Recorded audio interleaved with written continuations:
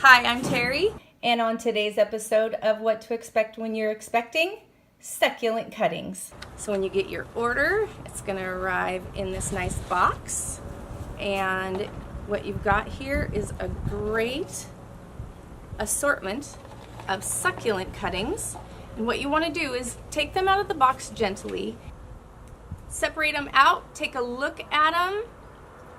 Your cuttings will come in a variety of sizes depending on the plant. For example, this sedum is approximately a 2-inch cutting.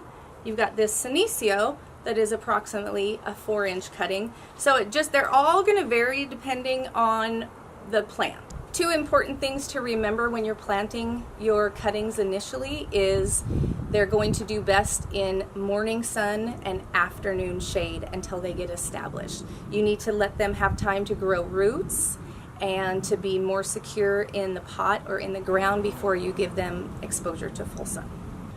When you first get your cuttings and you're ready to plant them, I do encourage you to use a rooting hormone, and you just want to take the cutting edge of each of your succulents and just dab it right in your rooting powder. It just encourages faster rooting growth before you plant them. You just dab a little powder on the edge of each of them, and then you plant them.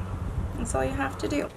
So when you're ready to pot up your cuttings, get your favorite pot. Make sure it has a nice hole in the bottom so it's well draining. I always just use a cactus and succulent potting mix. They're at most garden centers, really easy to find. When I pot something up, I personally like them really compact and tight together. But just because I do that doesn't mean you have to do that. You can make it however you want. So I would just take my taller succulents to give me some height in the back as a focal point. And I do like to mix my colors and my textures. And then you can always use a chopstick. This is like my trusty tool here.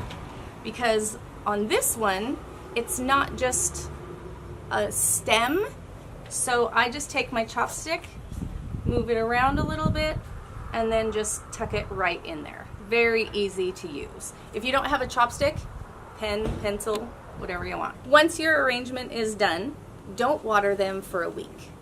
Let the plants get adjusted to the soil, let them get acclimated to their new environment and their new climate, and then when it's really hot out, like 85 and hotter, water them once a week. When it's cooler out, you probably only need to water them maybe once every other week. If you're unsure, wait. It's always better to underwater succulents than overwater them. And once you get accustomed to recognizing what your plants look like healthy, when you look at it, you'll know if it does need a little bit of water.